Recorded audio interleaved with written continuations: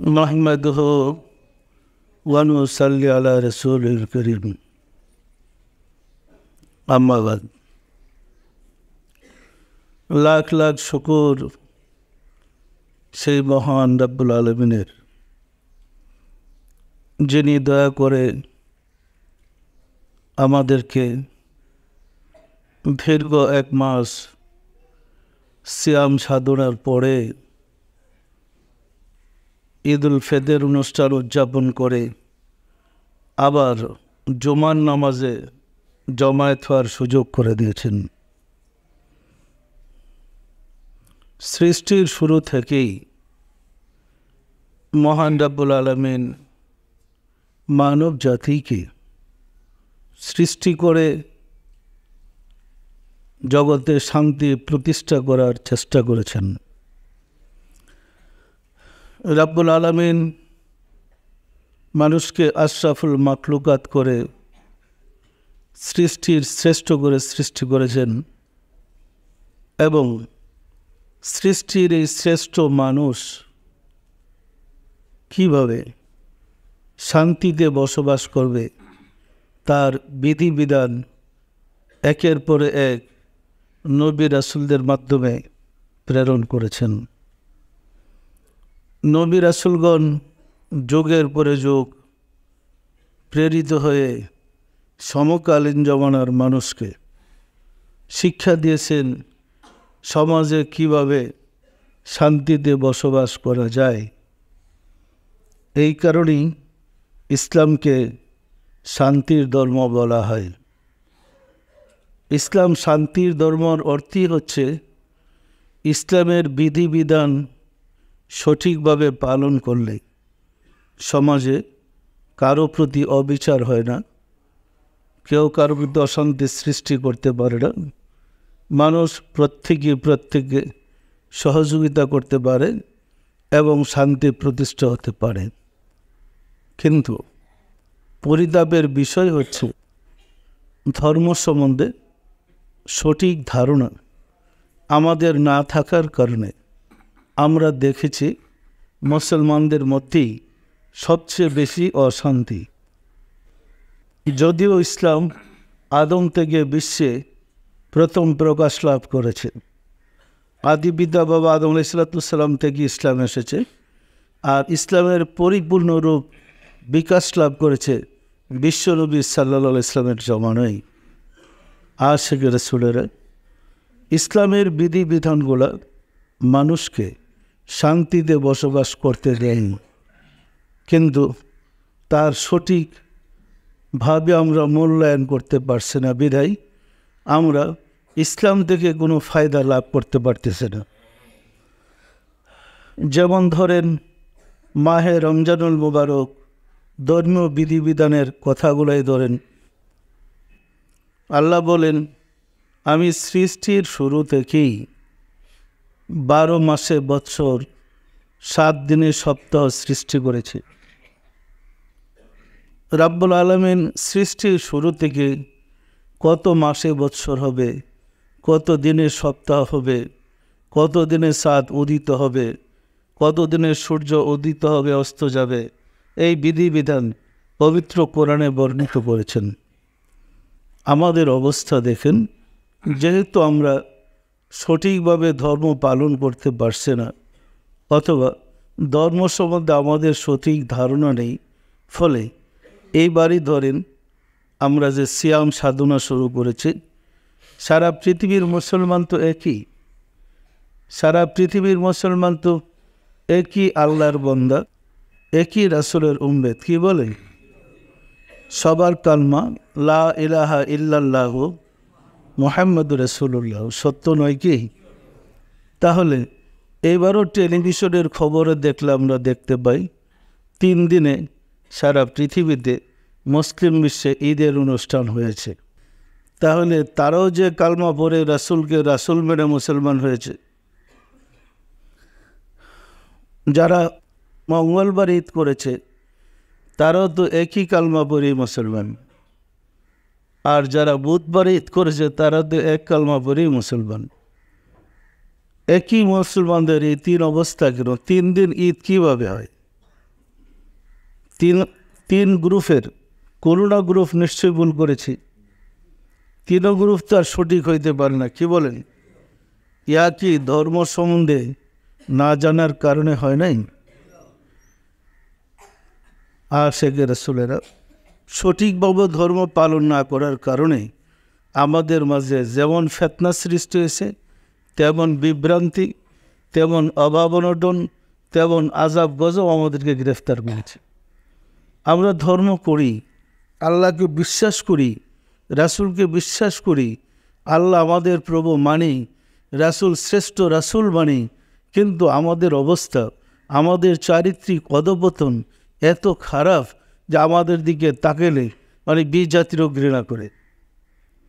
আশিকে রাসূলেরা যদিও পবিত্র কোরআনে আল্লাহ ঘোষণা করেছেন বিহাবলিল্লাহি জামিআও ওয়ালা তাফাররাকু, তোমরা আল্লাহর রজ্জুকে মজবুত করে ধরো, বিচ্ছিন্ন হয়েও না। আল্লাহ যদি নির্দেশ করে, হে মুসলমানেরা তোমরা আল্লাহর রশিকে মজবুত করে ধরো, বিচ্ছিন্ন হয়েও না, বিচ্ছিন্ন হলে তোমরা ধ্বংস হবে। আমরা দেখি আমরা এই রশি ছেড়ে দিয়ে বিচ্ছিন্ন হয়ে আসি। কেউ একদিন আগে, কেউ একদিন পরে, ঈদ অনুষ্ঠান সহ ধর্মকর্ম এক এক দেশে এক এক জাতির এক এক রকম। আমি একটা চিন্তা করে গবেষণা করতেছিলাম যে সারা পৃথিবীর মসজিদগুলো দেখি তো কেমন। আমারও না মনে অনেক প্রশ্ন থাকে এটা জানার। তো আমি একটা বই সংগ্রহ করেছি, সারা পৃথিবীর বিখ্যাত বিখ্যাত যত মসজিদ আছে ঐতিহাসিক একটা বই সংগ্রহ করলাম যে দেখি তো কেমন। মসজিদ সংগ্রহ করতে গিয়ে দেখলাম কোনো জায়গার মসজিদগুলো বানানো হয়েছে খ্রিস্টানদের গির্জার মতো। এরা তো মুসলমান, আজান দিয়ে এখানে নামাজ পড়ে। আর কোনো অঞ্চলের মসজিদগুলো দেখলাম হিন্দুদের মন্দিরের মতো, বুদ্ধদের মন্দির আছে না, মন্দিরের মতো। কোনো অঞ্চলের মসজিদগুলো দেখলাম এই যে গম্বুজ বিশিষ্ট আমাদের যেমন মসজিদ আছে। তাহলে পুরা বিশ্বের সব দেশের যত ঐতিহাসিক মসজিদ আছে আমি মোটামুটি সবগুলা সংগ্রহ করলাম জানার জন্য দেখি মুসলমানদের দশাটা কি। দেখতে গিয়ে দেখলাম যে যে মসজিদে আমরা ইবাদত করি এক এক দেশের মসজিদ এক এক রকম। টোটালটা গিয়ে দেখলাম তিন প্রকার। কিছু হয়েছে খ্রিস্টানদের গির্জার মতো, আর কিছু হয়েছে বৌদ্ধদের মন্দিরের মতো, আর কিছু হয়েছে গম্বুজ বিশিষ্ট, আবার কিছু হয়েছে যেমন ওই যে হিন্দুরা মঠ বানায় না, কি বলে এটা, মঠই তো, মঠ উঁচা মঠ।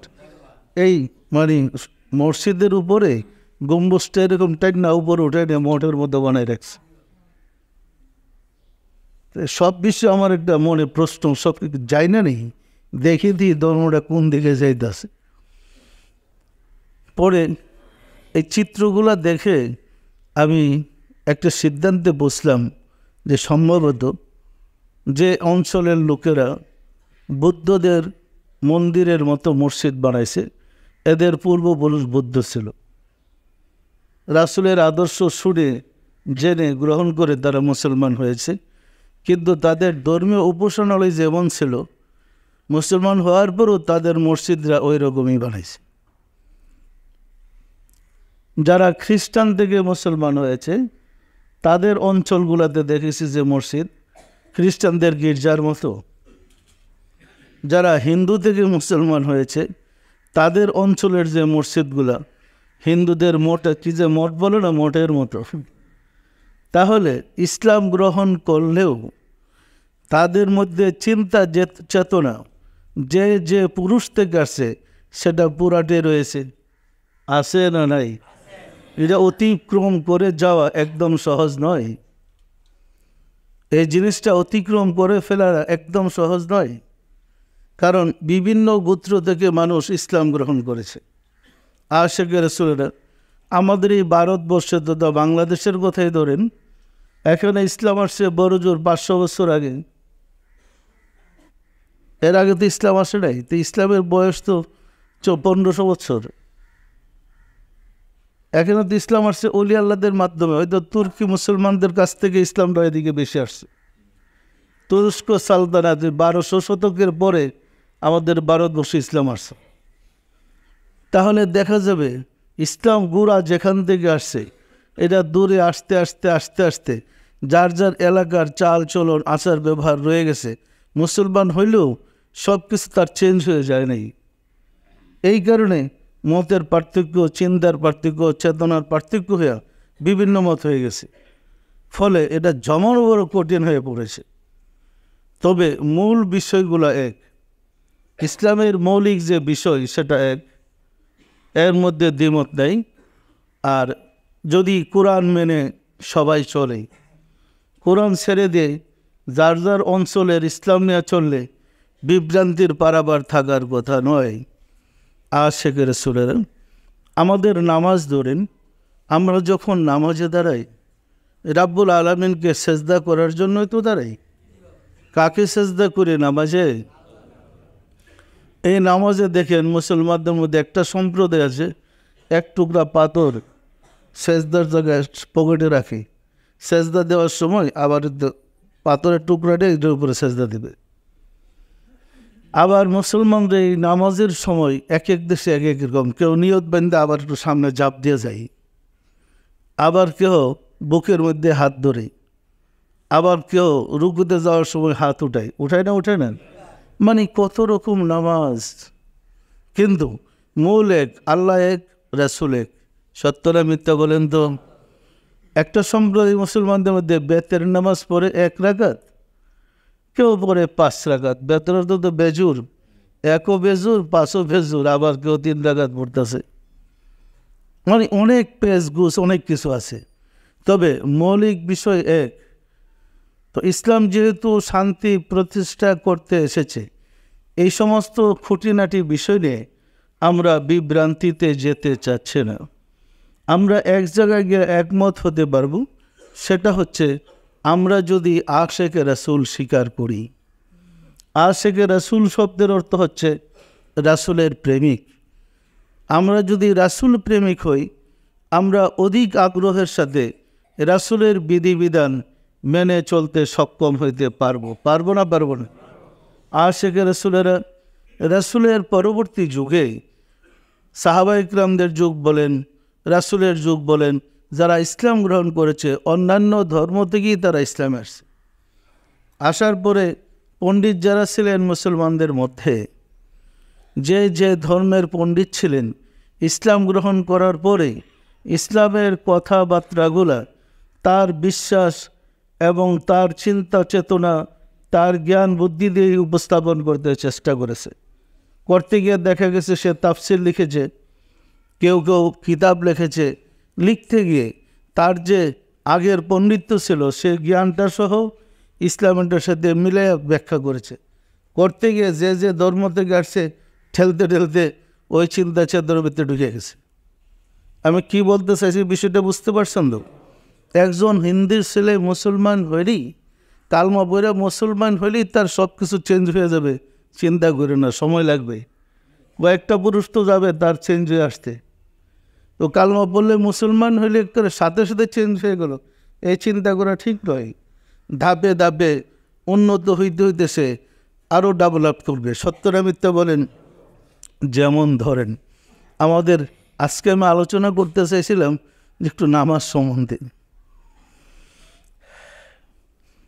সম্বন্ধে আলোচনা করতে চাইছিলাম এই কারণে, আমরা এই সাবজেক্টটা খুব বেশি আলোচনা করি না, এমনি হুজুরি দিলে নামাজ প্রসঙ্গে বলি।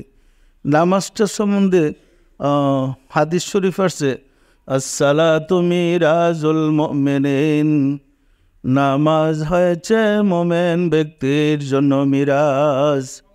যিনি মোমেন, নামাজে তার আল্লাহর সাথে দিদার হবে।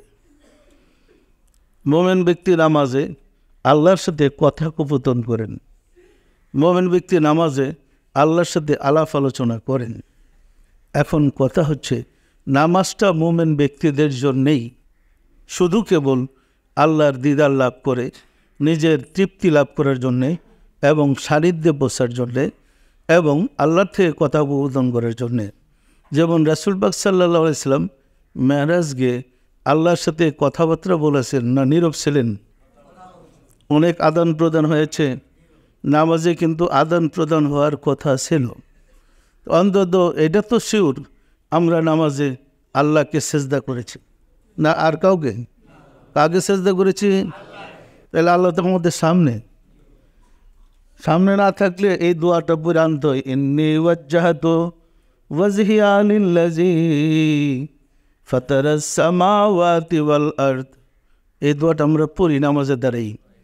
এটা পড়ার অর্থই হচ্ছে আল্লাহ আমার সামনে, তাকে আমি সেজদা করি। আল্লাহকে আমার সামনে হাজির করে সেজদা করার জন্যেই আমরা নামাজে এই দোয়াটা পড়া শুরু করি। সত্য না মিথ্যা বলেন? এখন নামাজে দাঁড়িয়ে আমরা প্রথম সূরা পড়ি, সূরা ফাতিহা। সূরা ফাতিহার মধ্যে আসছে আলহামদুলিল্লাহি রাব্বিল আলামিন। সেটা হচ্ছে আল্লাহর চরম প্রশংসা। তিনি শিখিয়ে দিয়েছেন কিভাবে সালাতে আপনি আল্লাহকে প্রশংসা করবেন, এবং সেই প্রশংসা সম্মিলিত একটা সূরা, সূরা ফাতিহা। আমরা নামাজে সূরা ফাতিহা পড়ে আল্লাহর প্রশংসা করলাম। প্রশংসা করলে তিনি খুশি হবেন, আমাদেরকে কিছু দিবেন। তিনি তো আমাদের প্রভু, আমাদের মহান মালিক। তার প্রশংসা করে দ্বিতীয় জায়গায় আমরা যা চাচ্ছি সেটা হচ্ছে প্রশংসার পরে আমরা বলবো আমরা কি চাই। কেন সালাতে দাঁড়িয়ে আল্লাহর প্রশংসা করলাম, এরপর আমরা কি চাই আল্লাহর কাছে।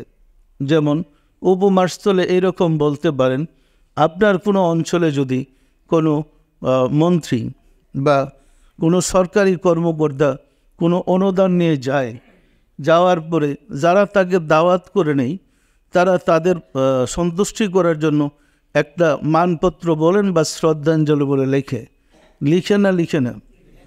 তো শ্রদ্ধাঞ্জলিতে প্রথম অংশে থাকে ওই যে কর্মকর্তা যান তার প্রশংসা, আর দ্বিতীয় অংশে থাকে যে আমাদের এই প্রতিষ্ঠানে যে আপনি আসছেন, আপনি আমাদেরকে কি দিবেন, এই প্রার্থনাটা। সত্য না মিথ্যা বলেন?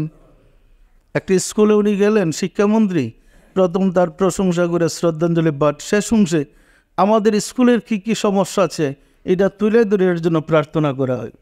সত্য না মিথ্যা বলেন? সালাত হচ্ছে আল্লাহর সাথে কথোপকথন, আল্লাহর কাছে কিছু চাওয়া এবং পাওয়ার।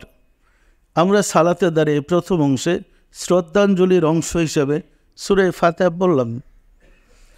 শেষ অংশ আমি কি চাই, কিসের জন্য সালাত, এটা বলার আছে না নাই? দেখেন অজ্ঞতা আমাদেরকে কোথায় নিয়ে ঠেকেছে। আমরা করি কি, সালাতের দ্বিতীয় অংশ সূরা ফাতিহা পড়ার পরে যার যে সূরা মুখস্থ আছে, কোরআন শরীফের যার যে আয়াত মুখস্থ আছে, আল্লাহ ভরসা তাই শুরু করে দিলাম। যেটা জানেন এটা দিয়ে আল্লাহর সামনে দাঁড়িয়ে বলতেছি যে আমি ওই আয়াত মুখস্থ বললাম, পড়ার পরে আমি কি কিছু পাবো? যদি সালাতের সাথে আর মালিকের সাথে কোনো সম্পর্ক না থাকে, কিছু পাওয়ার আশা আছে? আশিকের রাসূলের যেমন ধরুন কোরআনের মধ্যে অনেক কথা আল্লাহ বলছেন, গোটা কোরআনটার প্রতিটা অক্ষর আল্লাহর বাণী, আমাদের কাছে চরম এবং পরম শ্রদ্ধার। কিন্তু এখানে নামাজের বিধান আছে, রোজার বিধান আছে, হজের বিধান আছে, জাকাতের বিধিবিধান আছে, সাংসারিক কাজকর্মের বিধিবিধান আছে, অফিস আদালতের নিয়ম কানুন আছে, পারিবারিক ব্যাপার স্যাপার আছে, মিরাসের ব্যাপার স্যাপার আছে, বিবাহ জায়েজ না জায়েজের ব্যাপার স্যাপার আছে, তালাকের বিধিবিধান আছে। অর্থাৎ একটা মানুষ জগতে চলতে গেলে যত নিয়ম কানুন আছে সব কিছুই পবিত্র কোরআনে বর্ণিত হয়েছে না হয় নাই? সেই নিয়ম কানুনগুলো যার জীবনের গতি যেখানে যায়, চলার পথে যার যেখানে যে জিনিসটা ব্যবহার হয়, সেই কোরআনের বিধানটা ওইখানে ব্যবহার করতে হবে, নাকি এটা সব জায়গায় ব্যবহার করা যাবে? আশিকের রাসূলেরা যেমন ধরেন বাজার থেকে আমরা সদাই করে নিয়ে আসি, বাজারের সদাইয়ের মধ্যে মাছ মাংস থাকে, তরি তরকারি থাকে, তারপরে জামা কাপড় থাকে, চাল ডাল থাকে, মানে তেল মোবিল সব কিছুই থাকে না? এখন বাজার করে এনে যখন আপনি বাড়িতে আপনার কর্ত্রীর কাছে নিয়ে দিবেন, যে বাসার মধ্যে গুছিয়ে রাখে, তার কাছে দিলে যে সমস্ত সদাই পাকে ব্যবহার হবে সেটা পাকে ব্যবহার করবে, যেটা কাপড় চোপড়ে ব্যবহার হবে সেটা কাপড় চোপড়ে, যেটা বিছানপত্রে ব্যবহার হবে সেটা বিছানপত্রে, যেটা যে জায়গায় লাগে সেখানে ব্যবহার করবে। এখন যেহেতু আপনি পয়সা দিয়ে সদাই করে আনছেন, এখন সবই যদি তরকারি পাকায় খাওয়াইতে চাই, এ তো ডায়েরি হয়ে মরা ছাড়া কোনো বোধ নাই। কি সত্যটা মিথ্যা বলেন? মনে করেন কেরোসিন তেল কিনে আনছেন, ভালো, আবার গুস্ত কিনে আনছেন, বেশ ভালো, সয়াবিন তেল আনছেন, ভালো, সাবান কিনে আনছেন, সোডা কিনে আনছেন, সব যদি পাতিলে দিয়ে সেরা একসাথে তরকারি পাকায়, কি খেলে বাঁচবে মানুষ? মরা ছাড়া উপায় আছে? কিন্তু সব তো আপনি পয়সাতে কিনে আনছেন। কোরআনের প্রতিটা অক্ষর আল্লাহর বাণী, প্রতিটা আপনার জন্য অমূল্য সম্পদ। সালাতে যেটা ব্যবহার হবে সেটা সালাতে ব্যবহার করেন। সালাতের মধ্যে জাকাত ঢুকাই দিতেছেন কেন? একটার ভিতরে আরেকটা, যেটা খাদ্যে ব্যবহার হবে এটার ভিতরে সাবান ঢুকালেন কেন? আমি কি বলতে চাইছি বুঝছেন? যেমন আমরা অজ্ঞতার কারণে এমন পর্যায়ে পড়ছি, যেমন ধরেন ইন্না আ'তাইনা কাল কাউসার, আমি উপবাসস্থলে কথাটা বলছি। আল্লাহ বলেন, হে রাসূল, আমি আপনাকে কাউসার দান করলাম। যেহেতু আপনি ছোট্ট সূরা মুখস্থ করছেন, নামাজের দ্বারা সূরা ফাতিহা বললেন, পড়ার পরে বলতেছেন ইন্না আ'তাইনা কাল কাউসার। আপনি আল্লাহরে বলতেছেন, আল্লাহ তো আপনার সামনে, আমি তোমাকে কাউসার দান করলাম। আল্লাহ যদি বলে তুমি তো খুব পারো রে, আবার কাউসার দিয়ে ফেলাইলে, বাবা বাবা, কি এখন আপনি চাইবেন না আল্লাহরে দিবেন? আপনি বললেন তাব্বাত ইয়াদা আবি লাহাব, আবুল হাবের হাত ধ্বংস হয়ে যাক। আল্লাহ যদি বলে, এই বোকা, আবুল হাবের হাত এখনো আছে, ধ্বংসের বাকি, এ তো 1400 বছর আগে শেষ। অথবা আপনি বললেন লাকুম দিনুকুম ওয়ালিয়া দিন, ওযু করে এলেন আল্লাহরে সেজদা করতে, কইতেছেন তোমার জন্য তোমার ধর্ম, আমার জন্য আমার ধর্ম। কি হচ্ছে এগুলা? একটু চিন্তা করেন। আমরা যদি রেজাল্ট পেতে চাই, কীভাবে আমাদের কাজটা করতে হবে? জমিনে ফসল বুনাইলে কীভাবে বুনাইলে ভালো ফসল আসবে আমরা জানি। কারখানার কাম কাজ করলে কীভাবে কারখানা চালালে আমরা উন্নত হবে, প্রোডাকশন ভালো হবে, এটা বুঝি। ধর্ম কীভাবে প্রোডাকশন করলে রেজাল্ট ভালো পাবো, এটা বুঝি না। কোরআনের অক্ষর দিকে একদারসে যার যেখানে খুশি লাগাই দিলাম। এখন সালাতে দাঁড়িয়ে পড়তেছি সূরা ফাতিহা বরাবর আল্লাহর সামনে, তো তার সামনে তো প্রশংসা করলাম, শেষ অংশ বললাম আত-তাল্লাকু মাররাতাইন, মানে স্ত্রীর তালাক দিলাম, আমার স্ত্রী আমি 2 তালাক দিলাম। কি স্ত্রী যদি শুনে পিছাল হয়ে ওটা তো নামাজ ছুড়াইতেছি। কি বলছি আমার কথা বুঝছেন? আসলে সব কি হচ্ছে ধর্মের নামে? একটু চিন্তার বিষয়, উপলব্ধির বিষয়। এই কারণে পবিত্র কারণে নিজেই আল্লাহ শিখিয়ে দিয়েছেন, জানে আমরা নির্বোধ, আমাদের মাথায় গিলু নাই, মাথার গিলু ছাড়া এই ধর্ম চলছে। আল্লাহ শিখিয়ে দিয়েছেন, হে বুকারা, তোমরা এইভাবে প্রার্থনা করো, রব্বানা জালামনা আনফুসানা, আছে না নাই? যেহেতু আমার প্রশংসা করেছো, এরপরে সংযোগ করো ওই রকম আয়াত যা তোমার জন্য সহজ, এমন সহজ আয়াত আবৃত করো যা তোমার জন্য সহজ, অর্থাৎ তুমি যা পেতে চাও ওটাই বলো। এইরকম পবিত্র কোরআনে কোন নবী কীভাবে প্রার্থনা করে বিপদ থেকে বেঁচেছে, কোন নবীর মুসিবত কীভাবে দূর হয়েছে, সবগুলো আল্লাহ বর্ণনা করছে না করে নাই? আমরা যদি ওই প্রার্থনার আয়াত সূরা ফাতিহার পরে পড়ি, তাহলে আমার নামাজের সাথে, আমার সেজদার সাথে, আমার তেলাওয়াতের সাথে মিল হবে না হবে না? প্রার্থনার আয়াত আছে তো, আমরা কিন্তু ওই দিকে কাছেও যাব না, আমরা যার যা মুখস্থ আছে। যেমন অবস্থাটা এমন হইল, আপনি সরকার প্রধানের কাছে, রাষ্ট্রপতির কাছে একটা বিশেষ সমস্যা নিয়ে গেছেন, তার কাছে প্রার্থনা করে সময় নিতে হবে কত মিনিট আপনি তার সাথে ইন্টারভিউ দিতে চান, এবং কি বক্তব্যটা দিবেন লিখিত জমা দিতে হয়। এরপরে যদি বাক্যক্রমে আপনি অনুমতি পান, এর বাহিরে আর কিছু বলার অধিকার নাই, আছে নাকি? সময় আপনাকে দেওয়া হবে না, কথাও শোনা হবে না। কিন্তু যিনি রাষ্ট্রপতি, যিনি কুল কায়রাতের মালিক, এমনি ওয়াজ্জাহতু পরে তাকে আপনার সামনে সিংহাসনে বসাইলেন, বসায় সেরা আপনি যা মনে আছে, যা শুনছেন জীবনে আর যা পড়ছেন সব তার কাছে কোয়া ধরলেন। কী কইতেছেন এগুলা? চিন্তার দরকার আছে না নাই? এই সমস্ত আবাদতে কি আমরা ভালো রেজাল্ট পাবো? যে কারণে আবাদত বন্দি করে আমরা ফল পাইতেছি না আশিকের রাসূলের।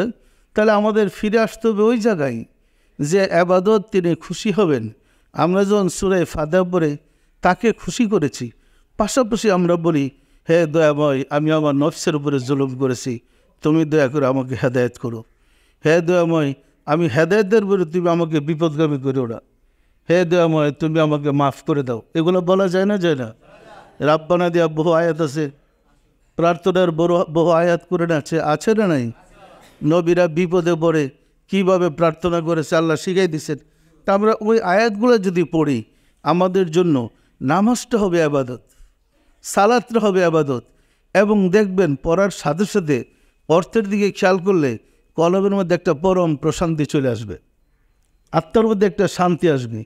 অর্থ যদি না জানি আর বিষয়টা না বুঝি, যার যা মুহূর্ত আছে বললাম, হ্যাঁ আপনার নামাজ হইল, কিন্তু ফল পাইলেন কি? আমি কি গুছায় বলতে পেরেছি? কোরআনে সূরা ফাতিহার সাথে অন্য আয়াত যে সংযোগ করতে হবে, তার যে বিধানটা আছে সেটা হচ্ছে, তোমার জন্য যাহা সহজ ওহাই আবৃত করো। তা আমার জন্য সহজ, মহান মালিকের সামনে হাজির হওয়ার সুযোগ পেয়েছি, আমি মাফ চেয়ে নেই, আমি অপরাধী, আমি ক্ষমা প্রার্থী, তুমি আমাকে ক্ষমা করো। সহজ না কঠিন বলেন? আশিকের রাসূলেরা। এই কারণে আপনাদের সুবিধার জন্য আমরা ওজিফার মধ্যে ওই সূরা নামাজের নিয়ম অনুযায়ী বলতে গিয়ে বলেছি যে আপনারা সূরা ফাতিহার পরে প্রার্থনার আয়াত সংযোজন করে নামাজ পড়েন। এতে আপনারা অধিক ফজিলত লাভ করতে পারবেন এবং আল্লাহর নৈকট্য লাভ করা সহজ হবে। হবে না হবে না বলেন তো? আপনারা কি এগুলা পালন করেন? চেষ্টা করবেন ওই নিয়ম মতো কাজ করতে, এর বাহিরে নয়। নিয়ম মতো আগান, তাহলে আল্লাহও খুশি হবে, আপনিও ফল পাবেন। মানে খাদ্যটারে অখাদ্য বানায় লাভ নাই, সুখাদ্যরে কুখাদ্য বানাইলে আপনার পেটেও সুখ হবে। কি পরিষ্কার না? পরিষ্কার না? আশিকের রাসূলেরা খেয়াল রাখতে হবে। আমি আমার মনিবের ডাকে সাড়া দিতে জমাতে এসেছি, নামাজ এসেছি মনিব মহান মালিকের ডাকে সাড়া দিতে। এখন মালিকের সামনে আমি সালাতে দাঁড়িয়েছি। সাহাবা ইকরামগণ মালিকের সামনে সালাতে দাঁড়াইতে গেলেই চেহারা লাল হয়ে যেত, আল্লাহর ভয়ে ওনাদের চেহারা লাল হয়ে যেত। আমাদের কিন্তু তা হয় না। না হওয়ার কারণ আমরা তো বুঝি না মালিককে যে সেজদা করতেছি। কিন্তু আমাদের বিরুদ্ধে যারা আছে, অর্থাৎ হুজুরদের একটা শ্রেণী আছে অলি আল্লাহ বিদ্বেষী, আছে না নাই? হেরা কুদেছে পীরের সামনে কদম বসি করলো, কি যেন কদম বসি করলো শিরিক, পীরের সালাম করলো শিরিক, মাথা নত করা যাবে না।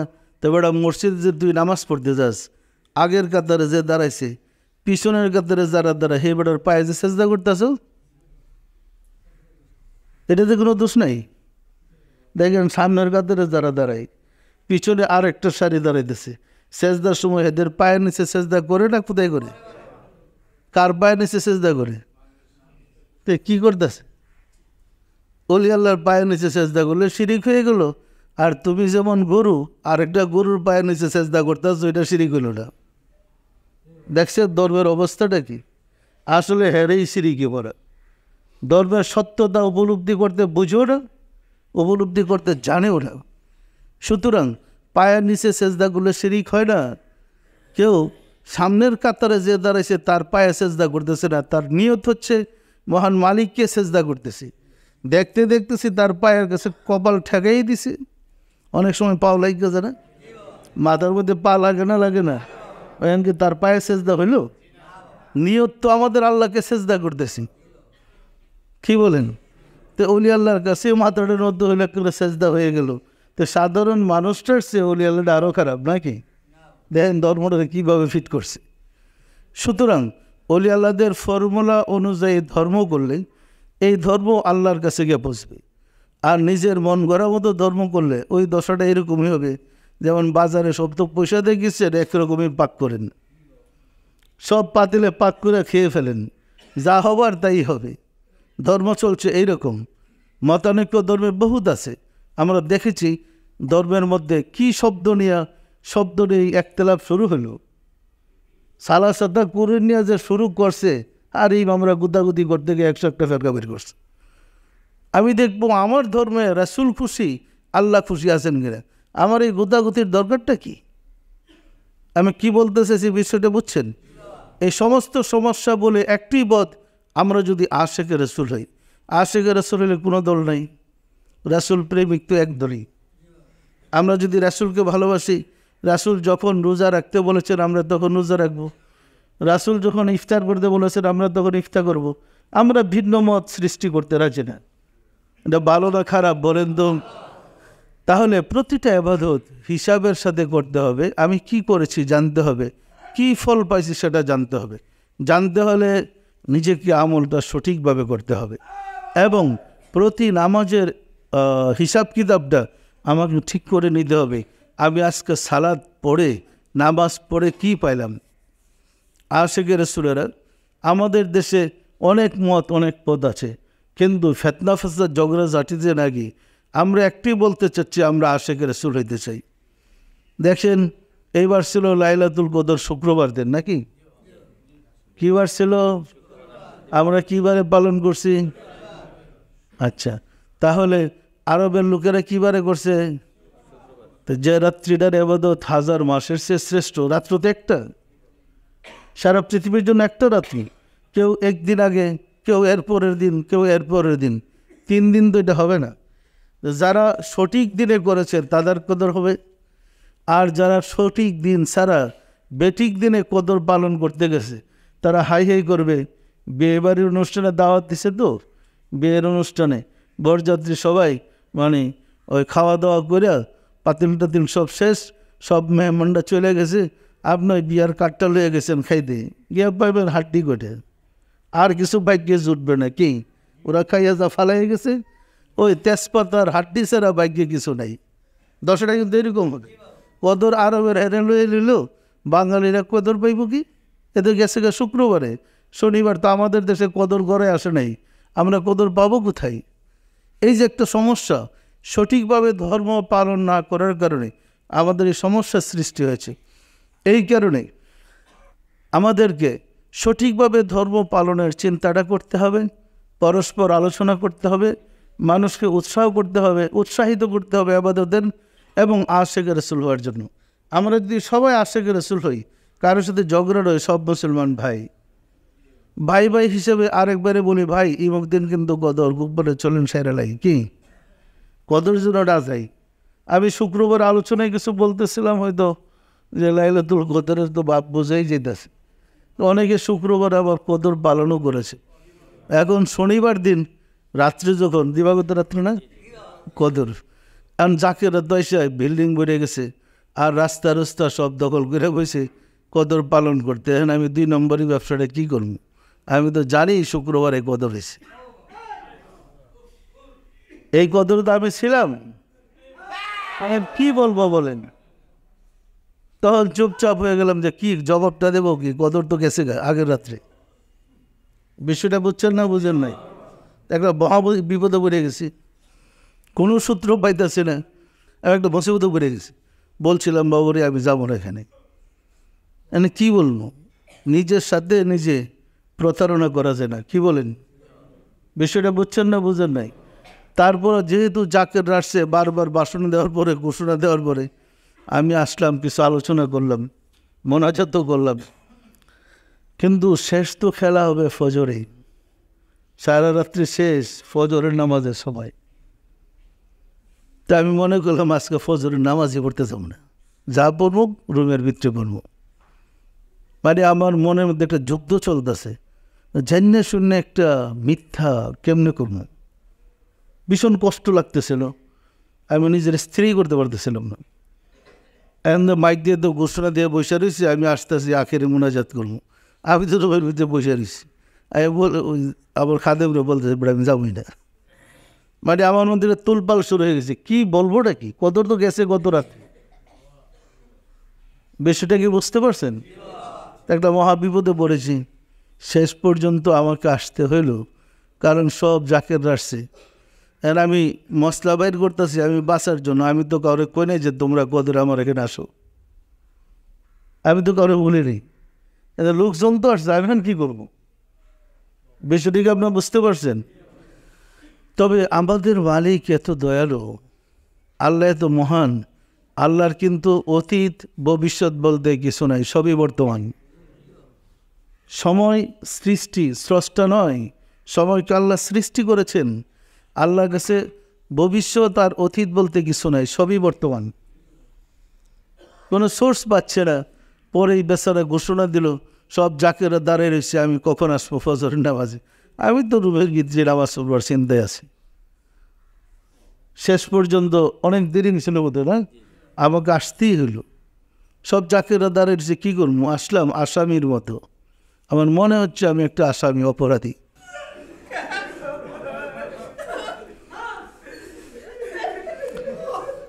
আয়সা যখন মালিকের সামনে হাজির হইলাম, তো রাব্বুল আলামিন দয়া করে একটু সুযোগ করে দিলেন। কদর আবার ফিরে আসলো, মানুষের ভাগ্যকে পরিবর্তন করে দিল। কিন্তু কদর তো মানুষের জন্যেই, আল্লাহর কাছে তো অতীত আর ভবিষ্যৎ নাই, সবই বর্তমান। সুতরাং আপনারা যদি সত্যিকার আশিকের রাসূল হইতে পারেন, যে কোনো মুহূর্তে যে কোনো অবস্থায় আল্লাহ আপনাকে সাহায্য করতে সক্ষম। সক্ষম না সক্ষম না, কিন্তু আল্লাহকে তো আপনি পেতে হবে, আল্লাহর আশিক তো হতে হবে, আল্লাহর গোলাম তো হইতে হবে। গোলাম না হইলে তো আল্লাহ আপনাকে সাহায্য করবে না। আশিকের রাসূলেরা শনিবার দিন ফজরের সময় যখন আপনারা অনুষ্ঠান করলেন, আপনাদের কাছে কি শান্তি মনে হয়েছে? মনে হয়েছে আজ আজকে কদরের রাত্রি? এত গেল শুক্রবার, আবার আসলো কেমনে? কিন্তু আল্লাহ ইচ্ছা করলে যেভাবে খুশি সেভাবে মানুষকে সাহায্য করতে পারে। অনেক সময় অনেক কথা আছে যেগুলো আমরা বলতে পারি না, কিন্তু নিজের কাছে মনে হয় একটা অপরাধী, জেনে শুনে একটা অন্যায় করতে যাচ্ছে। বিষয়টা কি বুঝতে পারছেন? তারপরেও এবার যেমন রোজা শুরু হওয়ার কথা ছিল সোমবারে, আল্লাহর তরফ থেকে রমজান শুরু হয়েছে সোমবারে, কিন্তু বাংলাদেশে রোজা শুরু করছে মঙ্গলবারে।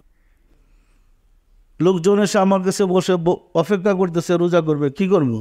আমি একটা বোকা সেজে গেছি। আল্লাহর বিধানে রোজা হয়েছে সোমবার, এখন রোজা আল্লাহ ডিক্লার দিচ্ছে সোমবার। যারা আল্লাহ সম্বন্ধে জানে না, এদের তো কোনো ভরসাই নেই। যে আল্লাহ সম্বন্ধে জানে সে কী করবে? তো আমরা তো একটু অপরাধী, আসামির মতো। তখন চিন্তা ভাবনা করে আমার ছেলেরা এসে বলল, সেই যে ছেলেরা বললো আমরা রোজা রাখছি। ঠিক আছে, রাখো। বড় ছেলে মিশর থেকে ফোন করে বললো, আব্বা আমরা দুই ভাই রোজা রেখেছি, রাখো। আমরা এখানে পরামর্শ বসলাম কি করতে পারি। আমি বাইঙ্গি বললাম, আল্লাহর পক্ষ থেকে রোজা শুরু হয়েছে সোমবারে, তাহলে আমরা কী করতে পারি? তখন একটা আলোচনায় সবার সাথে পরামর্শ করে সিদ্ধান্তে আসলাম, এখন যদি আমরা সোমবারে রোজা ডিক্লেয়ার দিয়ে সরকারের দিকে সরতে পারবো, তাহলে পরবর্তীতে আমরা যে সংস্কারগুলো করব বাস্তবায়ন করা কঠিন হবে। তো বিরাট স্বার্থের জন্যে ঠিক আছে, আমাদের নয় একটা রোজা কম হইল, তবু যে একবার সংস্কার আসবে, ফেতনা লাগতে লাগতে বিভ্রান্তির সৃষ্টি হতে ভুল সংশোধন হবেই। আমরা বলতেছিলাম, আমাদের কথাটা ছিল এরকম, ধর্ম চলবে আল্লাহর ইচ্ছায়, দেশ চলবে সরকারের ইচ্ছায়। আমরা তো দেশ চালাতে চাই না, ধর্মটা ঠিক করতে চাই, কিন্তু সত্য কথা বলতে পারছে না এই কারণে যে সত্য কথা বলতে গেলেই ফেতনা লেগে যাবে। লাগবে না লাগবে না আশিকের রাসূলেরা, এই কারণে সবাইকে সক্রিয় সহযোগিতা করতে হবে যেন আমরা মানুষের এই ভুলটা ভাঙিয়ে দিতে পারি। মানুষের মধ্যে জাগরণ আসলে সরকার বাধ্য হবে একদিনে রোজা একদিনে ঈদ করতে, বাধ্য হবে না, হবে না। আশিকের রাসূলেরা এই বিভ্রান্তির কারণেই ধর্মকে খুব একটা শান্তি পাচ্ছে না, নিজের কাছে আসামির মতো মনে হচ্ছে। চান্না শূন্য ভুল কেমনে করা যায়? দেখেন, একবার রিস্ক নেওয়া হয়তো আমরা বেঁচে গেছি, সেটা এরকম অনেক আগে, আমার সন তারিখ মনে নেই, আমরা রমজানের ক্যালেন্ডার ছাপাইলাম। আমাদের ক্যালেন্ডার অনুযায়ী সূর্যাস্তের 1 মিনিট পর ইফতার। ক্যালেন্ডার ছাপাই দিছি, পরে ইসলামিক ফাউন্ডেশন ক্যালেন্ডার বের করেছে সূর্যাস্তের 16 মিনিট 18 মিনিট পরেই। এখন আজান না দিলে তো বাংলাদেশে কেউ ইফতার করে না, আসরের মাগরিবের আজান না দিলে এখন 15 মিনিট 16 মিনিট আগে যদি রমজান মাসে কেউ ইফতার করে ফেলায় কিলাকিলি লাগবো? আমাদের জাকিরদের সাথে ডাকা দিই, বিভিন্ন এলাকায় কিলাকিলি শুরু হয়ে গেছে ক্যালেন্ডার নিয়ে। ওরা মানে রোজা বাংলা কেন সারাদিন থেকে গাড়ি পরে টাইম হয়ে গেছে, লাগিয়ে গেছে কিলাকিলি। মুসলমানদের তো মানে জেহাদের আর অভাব নাই। তখন আমরা চিন্তা করলাম যে এইবারই শেষ করতে হয়, আর বারবার গ্যাঞ্জাম করা যাবে না। আমরা ধর্ম মন্ত্রণালয়ে লোক পাঠাইলাম যে আপনাদের সিদ্ধান্ত চেঞ্জ করেন, আপনার এটা ভুল। ইসলামিক ফাউন্ডেশনে বললাম যে আপনারা যে ক্যালেন্ডার দিচ্ছেন এটা ভুল। সূর্যাস্তের 16 মিনিট 18 মিনিট পরে রোজা হয়, ইফতার হয় না। কারণ রাসূল বলেছেন ইহুদিরা দেরিতে ইফতার করে, সারাদিন মুসলমানের ছেলের মতো রোজা রেখে ইফতার করবো ইহুদি নাসারা হইয়া? কেউ করতে চান?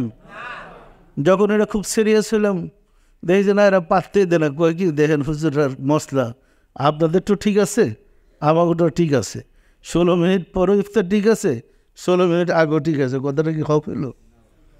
তখন বাধ্য হইয়া, যখন ওই রমজান মাসে সংসদ চলতেছিল, জাতীয় সংসদ, আমরা তখন ধর্ম প্রতিমন্ত্রী ছিল অধ্যাপক আব্দুল মন্নান মিয়া গাজীপুরের। তখন আওয়ামী লীগের, কারণ সরকারের দল তো এটার পাত্তা দিব না, আওয়ামী লীগের শেখ সেলিমরে আমরা ফিট করলাম। তার কাছে হাদিস বাংলা অনুবাদ যে হাদিসগুলো দিয়ে তারা ব্রিফ করলাম যে আপনি সংসদে এটার উপর প্রস্তাব আনেন। তখন শেখ সেলিম সাহেব প্রস্তাব আনলেন যে মানে এই কথাটি সে বক্তৃতা বললেন ফ্লোর নিয়ে, যে মুসলমানের ছেলে হয়ে রোজা রেখে সারাদিন রোজা রেখে ইহুদি নাসারের ছেলের মতো ইফতার করতে চায় না। একটা হইসই লেগে গেলো আর কি, সংসদে একটা হইসই লেগে গেলো।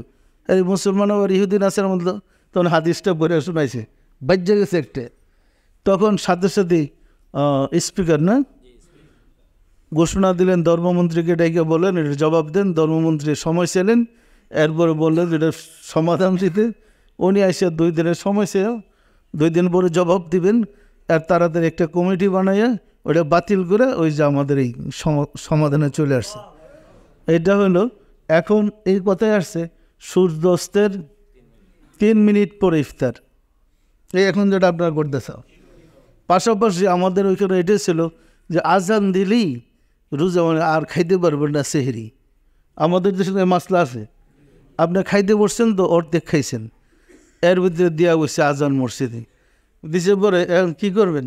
বাকি অর্ধেক কিছু তো মানে গলার মধ্যে আছে, কিছু মুখের ভিতরে আছে, এটা গিলবেন নাকি ফালাই দিবেন, কী করবেন? পানি পুরি তো আর খাইতে পারবেন না। তখন আমরা ওইটা দিয়ে দিছিলাম যে আজান দেওয়ার মানে পরে নিটান্ন আপনি খাইতে পারেন, কোনো সমস্যা নেই। দেখেন আমাদের ক্যালেন্ডারে লেখা আছে যে সূর্য উদয় থেকে রোজা শুরু হয় আর সূর্যাস্ত পরে রোজা শেষ। আজানের পরে নিটান্ন আপনি খাইতে পারেন, কোনো সমস্যা নেই। সুবে সাদেক থেকে সূর্যাস্ত পর্যন্ত রোজা। এই চাপটা যদিও আমাদের উপরে ঝড়ঝাপটা থাই যাক, কিন্তু মানুষ মেনে নিয়েছে, সমস্যাটা কমছে। আচ্ছা, জাতিকে বাঁচালাম না ক্ষতি করলাম বলেন তো? এইভাবে যেহেতু আমরা যেগুলো একটার পর একটা দিতেছি, গ্রহণযোগ্যতা লাভ করতেছি, আমরা চেষ্টা করতেছি মানে মানুষের থেকে দূরে না সরে সবার সাথে থেকে আস্তে আস্তে ভুলটা সংশোধন করে সবাইকে নিয়ে একসাথে ঈদ করবো। এতে কি আপনারা খুশি না বেজার? আমাদের করা উচিত হবে না অনুচিত হবে? তো আমরা চেষ্টা করতেছি সবাইকে নিয়ে যেন একই দিনে রোজা, একই দিনে ঈদ করতে পারি। আমরা সমাধান দিয়েছি, এটা আস্তে আস্তে মানুষকে বুঝে মানাইতে হবে। মানাইলেই দেখবেন যে মশলা ঘুরে গেছে। কি এখানে কোনো মশলার ব্যাপার নেই, যে বিধানটা আল্লাহর যেটা আছে সেটা শুধু মেনে নেওয়া। এখানে কোনো মুফতির ব্যাপার নাই, মুফতির কাজ না এটা মুফতির কাজ না, এটা রাসূলের কাজ, আল্লাহর কাজ। পরিষ্কার না? পরিষ্কার না? আচ্ছা, মুফতিরে কি চাঁদ দেখে? মুফতিরে কেউ গিয়ে জিজ্ঞাসা করে কবে চাঁদ উঠবে, কবে ডুববে? গরির ঘরটার সময় সম্বন্ধে মুফতির কাছে জিজ্ঞাসা করে? শুধু রোজার মাস আসলে মুফতি চাঁদ দেখে লইব? আর ওইখানে যে আবহাওয়া দপ্তর একটা খুলে রাখছে সরকার, কোটি কোটি টাকা এদের পিছনে খরচ করতেছে, সূর্য আসে যায় কখন, প্রতিদিন টেলিভিশনের সময়টা দিতেছে, সূর্য উদয় অস্তের টাইম দেয় না?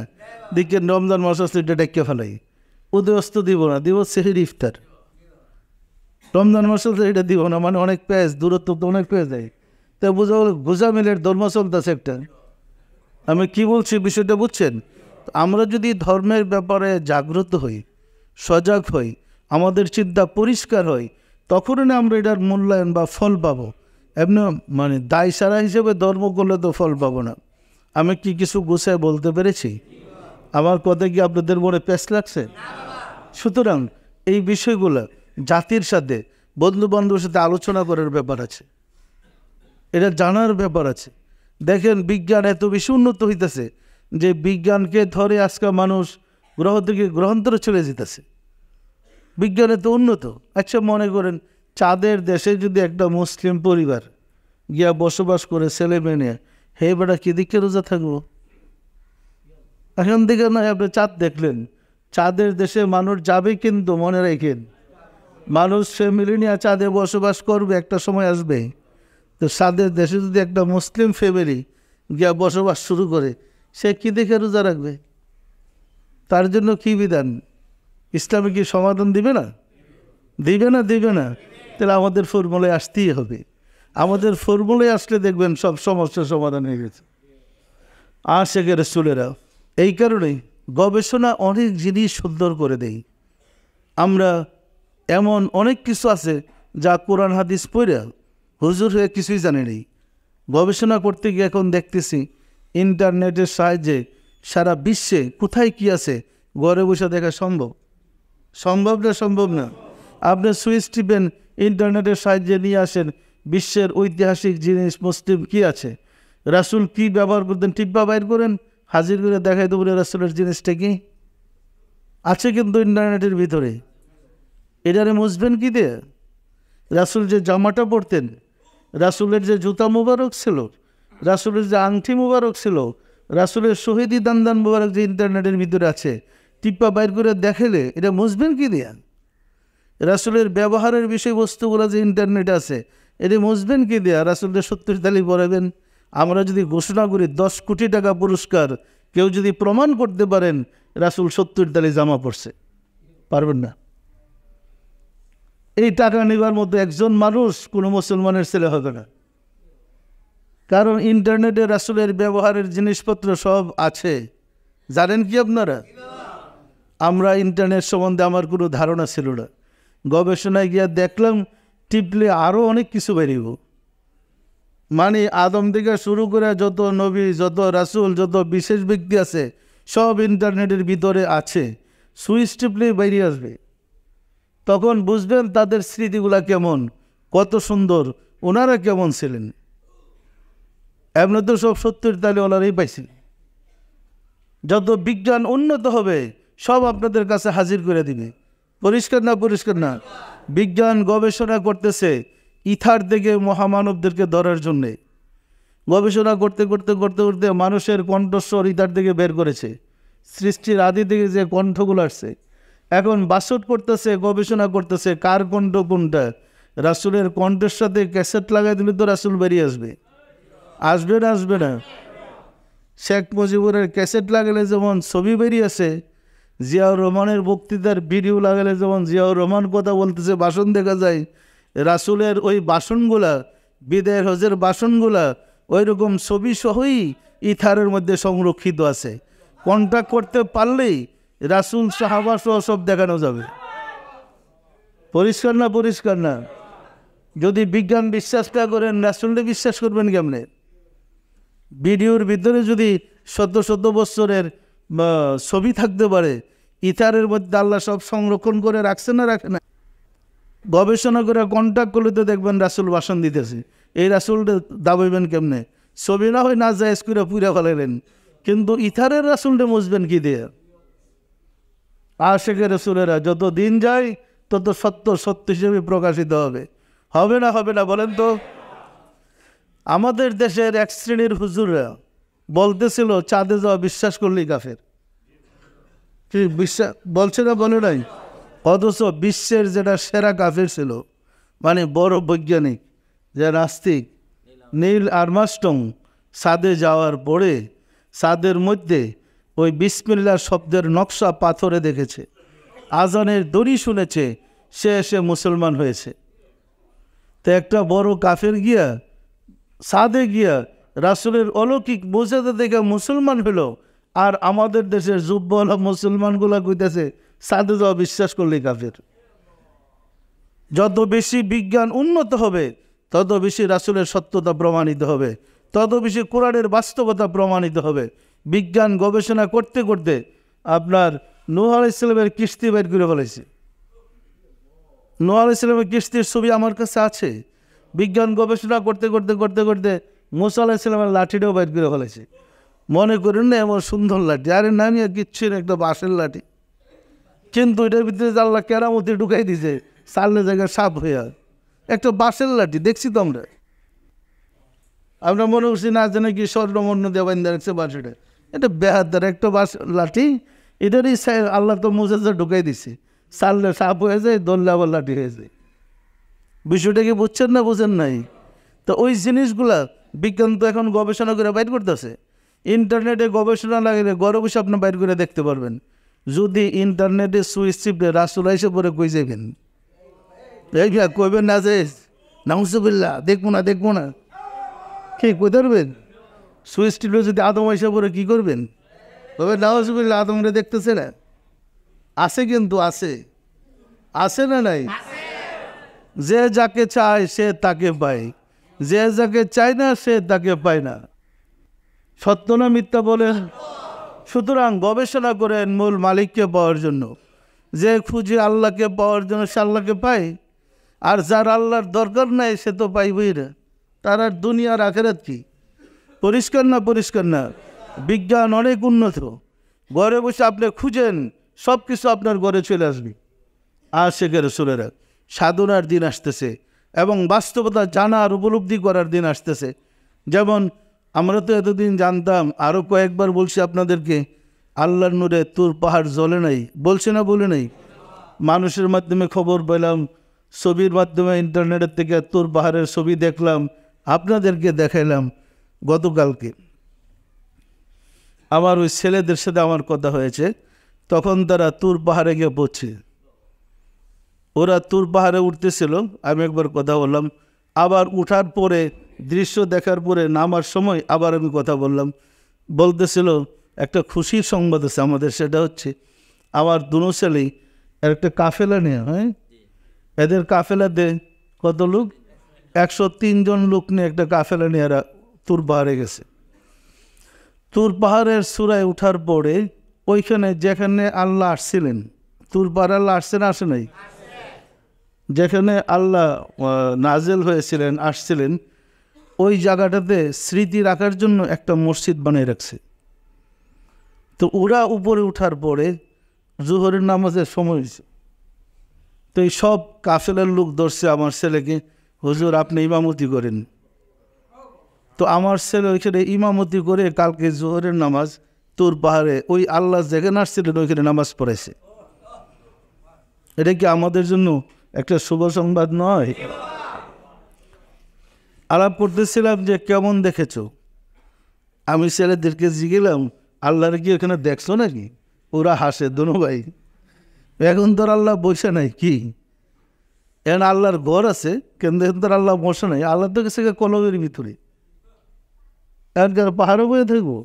তবে পাহাড়ের অবস্থানটা যেটা বললো একদম স্বর্ণের মতো চিকচিক করে, আমরা যা বলছিলাম পুড়ে গেছে, একদম মিথ্যা কথা। পাহাড়টা একদম দেখতে স্বর্ণের মতো চিকচিক করে, উজ্জ্বল নোরানি, একদম কাঁচা হলুদের মতো রং।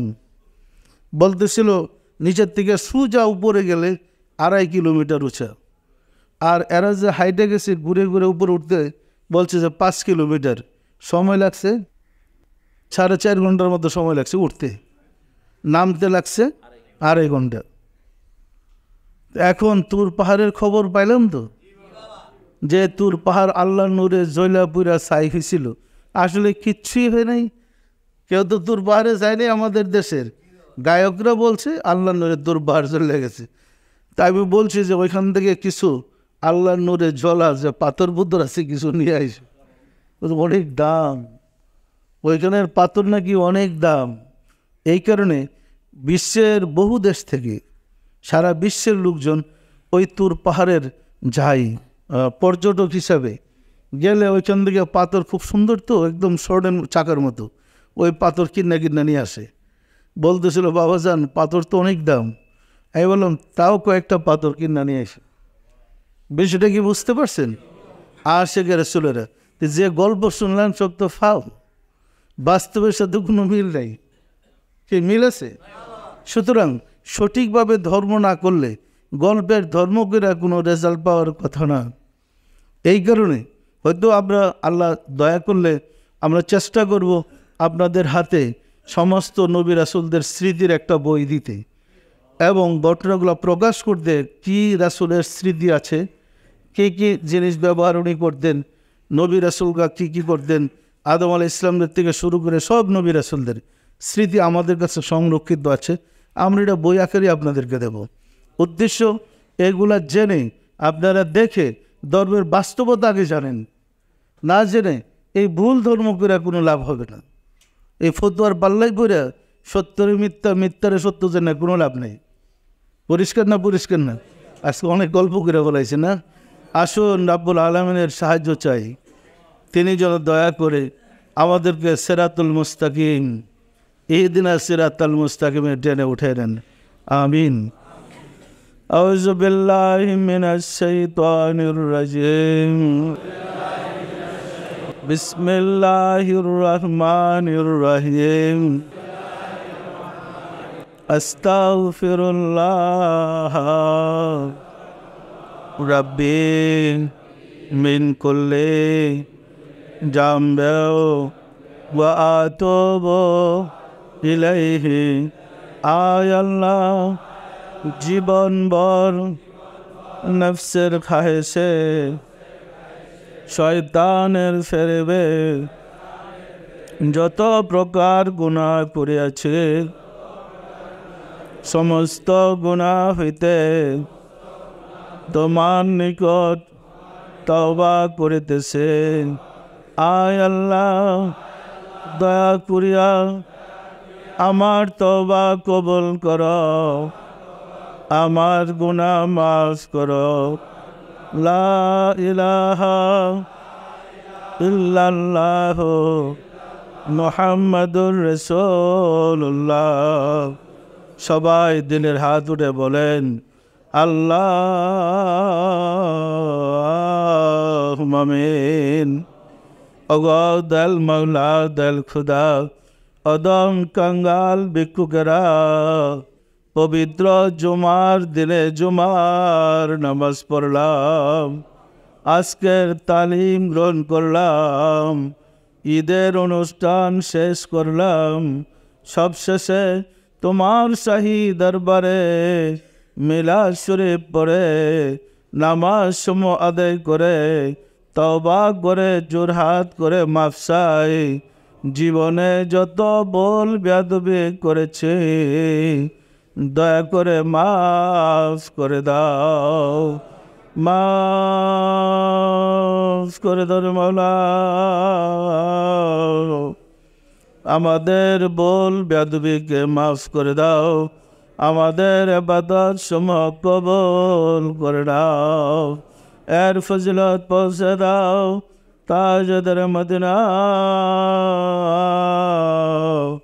সরকার দো আলম হযরত মুহাম্মদ মুস্তাফা আহমদ মুস্তাফা সাল্লাল্লাহু আলাইহি ওয়াসাল্লামের হুজুরে সওয়াব নজর পৌঁছাও। রাসূল পাক সাল্লাল্লাহু আলাইহি ওয়াসাল্লামের সম্মানিত পিতা মাতা, দাদা দাদি, দাদা দাদি, আল আওলাদ আল সাহাবাজ মুতাহিরিন, আহলে বাইতিন, খুলাফায়ে রাশিদিনদের আরওয়াহ পাকের হুজুরে সওয়াব নজর পৌঁছাও। খাতুনে জান্নাত মা ফাতেমা রাদিয়াল্লাহু তাআলা আনহা, সাইয়েদনা হযরত ইমাম হাসান, সাইয়েদনা হযরত ইমাম হুসাইন রাদিয়াল্লাহু তাআলা আনহুমা, যাহারা দিন ইসলামের জন্য কারবালার প্রান্তরে শাহাদাত বরণ করে গেল রে মাওলা, দয়া করে তাদের আরওয়াহ পাকের হুজুরে সওয়াব নজর পৌঁছাও।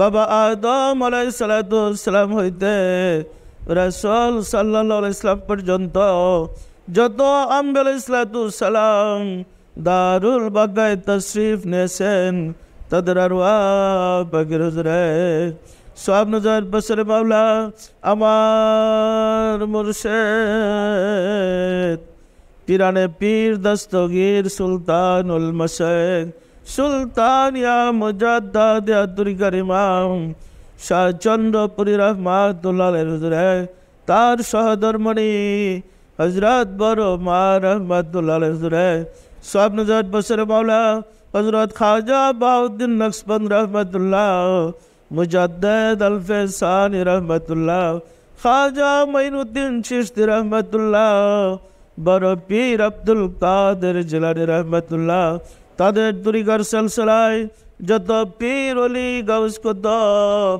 तमाम পৃথিবীর মোমেন মোমেনাত যে যেখানে ইন্তেকাল করেছে মাওলা দয়া করে তাদের আরওয়াহ পাকের হুজুরে সব নজর পৌঁছাও সব নজর পৌঁছারে মাওলা আমরা ভিক্ষুকেরা যারা তোমার শাহী দরবারে হাত উঠালাম আমাদের আপন গর্ভধারিণী মা জননী জন্মদাতা পিতা মহাবদের স্ত্রী শ্রদ্ধেয় শ্বশুর শাশুড়ি দাদা দাদি নানা নানি খালু খালা ছেলে মেয়ে খেসাক রাবা যে যেখানে ইন্তেকাল করেছে মাওলা দয়া করে তাদের আরওয়াহ পাকের হুজুরে সব নজর পৌঁছাও আর যারা জগতের বুকে বেঁচে আছে তাদের প্রতি তোমার রহমত নাযিল করো মাওলা গো ও গো দেল মাওলা দেল খুদা ঘরে ঘরে আশিকে রাসূল বানিয়ে দাও আশিকে রাসূলদের বিপদ আপদ বালা মুসিবত দয়া করে দূর করে দাও আশিকে রাসূলদেরকে দয়া করে সর্বপ্রকার সাহায্য করো মাওলা গো আমাদের হৃদয়ের কালিমাকে দূর করে দাও আমাদের হৃদয়কে তোমার নূরের আলো দ্বারা আলোকিত করে দাও আমাদের হৃদয়কে সুন্দর করে দাও আমাদের চরিত্রকে উত্তম চরিত্রে পরিণত করে দাও আমাদের সত্যিকার মুসলমান বানিয়ে দাও মাওলা গো ও গো দেল মাওলা দেল খুদা মাহে রমজানুল মুবারকে আমরা যে সিয়াম সাধনা গুলা করেছি আর নামাজ সমূহ ইবাদত সমূহ করেছি দয়া করে কবুল করে নাও আমাদের মুনাজাত কবুল করে নাও আমিন বাহাগ লা ইলাহা ইল্লাল্লাহু মুহাম্মাদুর রাসূলুল্লাহ।